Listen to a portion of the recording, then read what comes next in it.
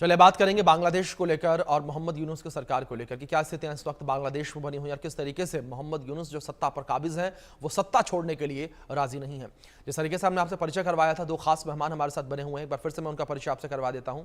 हमारे साथ शोएब चौधरी जी जुड़े हैं जो कि बांग्लादेशी पत्रकार हैं, और रिटायर्ड मेजर जनरल सुधाकर जी जुड़े हैं डिफेंस एक्सपर्ट के तौर पर। शोएब जी, मैं आपके पास आना चाहूंगा। जिस तरीके से पहले भी मेरा यही सवाल था कि जो स्थितियां बांग्लादेश में बनी हुई हैं उन स्थितियों को लेकर हर कोई हैरान है, क्योंकि जब मोहम्मद यूनुस को सत्ता पर बिठाया गया था, जब उन्हें कुर्सी पर बिठाया गया था, हर किसी को यही लगा कि नोबेल प्राइज विनर जब मोहम्मद यूनुस सत्ता में आएंगे तो बांग्लादेश में शांति बहाल होगी। लेकिन स्थितियां विपरीत लगातार बनी हुई हैं और उन्हें सत्ता मोह जो है वो हो चुका है अब। धन्यवाद अभिषेक जी। देखिए, यूनुस कोई नोबेल प्राइज विनर है नहीं, इसको नोबेल प्राइज दिया गया जी। वो आदत से ही फ्रॉड है, मक्कार है और धोखेबाज भी है। अभी बांग्लादेश की पूरे पूरे कौम की पॉपुलेशन की प्राइम एनिमी है यूनुस।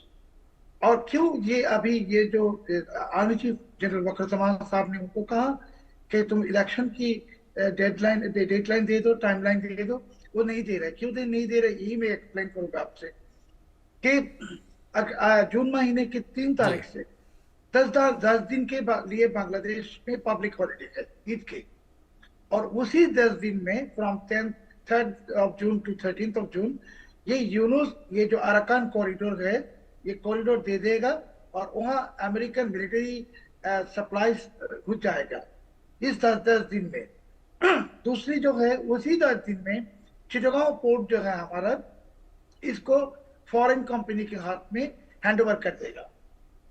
तीसरी जो बात है, हमारे जो सैन मार्टिन आइलैंड है, इसमें जून की 5 या 6 तारीख अमेरिकी सोल्जर्स आके लैंड करेगा। इसके लिए यूनुस अभी पूरी की पूरी कोशिश करेगा, कुछ किसी हालत में वो इस महीने रिजाइन नहीं करेगा। इलेक्शन के दिन तो वो इलेक्शन देगा ही नहीं 10 साल में भी। और ये आज आपसे जो बात कर रहा हूँ, 26 मई 31 मई इधर डेडलाइन बांग्लादेश की क्या कहते हैं इसका फेट में क्या है वो डिसाइड हो जाएगा कि बांग्लादेश सॉवरेनिटी को रख सकेगा या बांग्लादेश अमेरिका का एक वैसल स्टेट हो जाएगा, टिप स्टेट की। सो इसके लिए हमारे को लगता है कि आज 26 तारीख, आने वाले 5 दिन में our armed forces, Bangladesh armed forces, under the very effective command of General Waqar-e-Zaman, वो लोग एक्शन लेगा कि यूनुस हमारे जाति के दुश्मन है जी, और वो हमारे देश की सॉवरेनिटी के लिए थ्रेट है।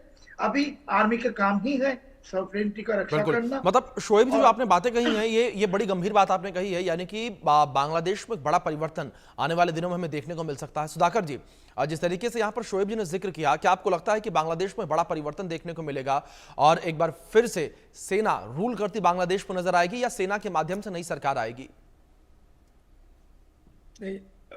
अभिषेक, सबसे पहले मैं आपको तहे दिल से धन्यवाद देना चाहता हूं। मैं करीब 16 से 18,000 किलोमीटर दूरी पे हूं और इंडिया न्यूज़ को मैं तहे दिल से धन्यवाद देना चाहता हूं कि इतना दूरी के बावजूद उन्होंने मेरे को ढूंढ डाला और कनेक्ट किए हैं, तो उसके लिए मैं बहुत शुक्रगुजार हूं।